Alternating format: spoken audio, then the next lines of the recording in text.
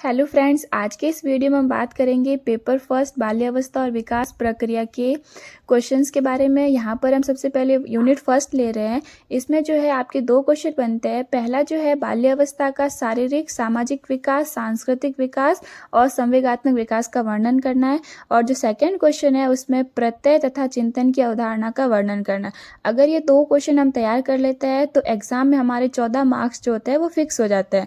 तो इसमें हमें क्या क्या पढ़ना है? सबसे पहले तो बाल्यावस्था का क्या अर्थ होता है, क्या परिभाषा होती है, फिर इसकी विशेषताएं और इसमें जो विभिन्न परिस्थितियों में बालक के जीवन पर जो प्रभाव पड़ता है उन सब के बारे में देखेंगे। तो सबसे पहला है हमारा बाल्यावस्था के बारे में। तो इसकी जो एज मानी गई है वो 6 से लेकर के 12 वर्ष तक की अवस्था को बाल्यावस्था कहा गया है। इसको जो है चुस्ती की आयु, समूह की आयु, निर्माणकारी काल, प्रारंभिक विद्यालय काल और गंदी आयु भी कहा जाता है। इसकी परिभाषा आप कोई भी एक राइटर की परिभाषा इसमें आप ले सकते हो।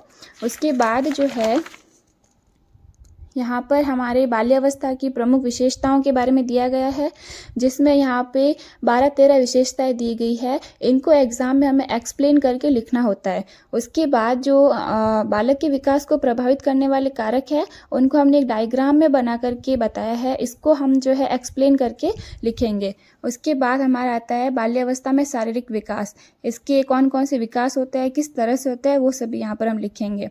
फिर आता है मानसिक विकास। तो 6वें वर्ष से लेके 12वें वर्ष तक किस तरह से मानसिक विकास होता है उन सबको यहाँ पर हम एक्सप्लेन करेंगे। उसके बाद आता है सामाजिक विकास।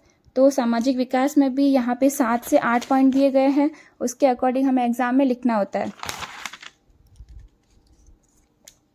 उसके बाद आता है बाल्यावस्था में संवेगात्मक विकास। इसके भी 7 से 8 पॉइंट दिए गए हैं। जैसे कि आप समझते हो कि संवेग का मतलब हमारी जो खुशी होती है या फिर जो क्रोध होता है वो सभी चीज़ें इसमें आती है। फिर हम देखेंगे विभिन्न संस्कृतियों में बालक, जैसे भारतीय संस्कृति में और पश्चिमी संस्कृति में किस तरह से बालक जो है रहता है। अगला टॉपिक हमारे यहाँ पर है सांस्कृतिक परिस्थितियों में बालक का विकास। इसमें भी हमने 5 से 6 पॉइंट लिए हैं। इन सभी को जो है हमें एक्सप्लेन करके एग्ज़ाम की कॉपी के अंदर लिखना होता है। और उसके बाद हम देखते हैं आर्थिक परिस्थिति में बालक का विकास किस तरह से होता है।